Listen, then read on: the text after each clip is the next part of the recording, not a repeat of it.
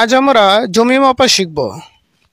ধরেন এটা একটা জমি, এখানে দৈর্ঘ্য দেওয়া আছে 140 ফুট, আবার এখানে দৈর্ঘ্য দেওয়া আছে 150 ফুট, আবার এদিকে প্রস্থ দেওয়া আছে 60 ফুট এবং এদিকে প্রস্থ দেওয়া আছে 50 ফুট।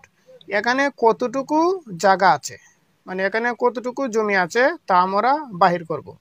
প্রথমেই আমরা গড় দৈর্ঘ্য নির্ণয় করাম, মানে ঘর দৈর্ঘ্য। আমরা এখানে দৈর্ঘ্য আছে 140 ফুট, আবার এখানে আছে দৈর্ঘ্য 150 ফুট। আমরা দুইটি দৈর্ঘ্য যোগ দিব, মানে 140 যোগ হলো 150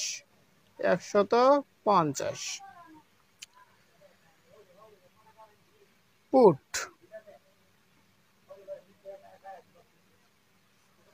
এবার যদি আমরা যোগ দিই তাহলে 150, আর যদি 150 যোগ দিই তাহলে আসে 290 ফুট। এবার 290 আমরা 2 দ্বারা ভাগ করতে হবে, মানে গড় দৈর্ঘ্য মানে 2 দ্বারা ভাগ, মানে দৈর্ঘ্য 2টা পার, এই জন্য 2 দ্বারা ভাগ। তাহলে আমরা যদি 2 দ্বারা ভাগ দিই তাহলে আসে 290 যদি আমরা 2 দ্বারা ভাগ দিই তাহলে আসে 145। তাহলে এখানে হলো 145 ফুট। 145 ফুট। এবার আমরা গড় প্রস্থ বাহির করব।